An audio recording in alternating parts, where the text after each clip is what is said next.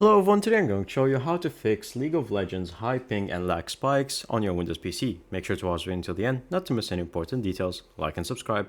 So first of all, we're going to close the launcher, then we're going to search for networks, and then view network connection.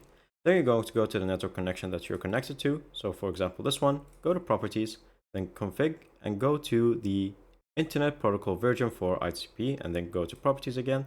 And from here, use the following DNS8 servers and go to 8.8.8.8 and then 8.8.4.4 and then click on OK.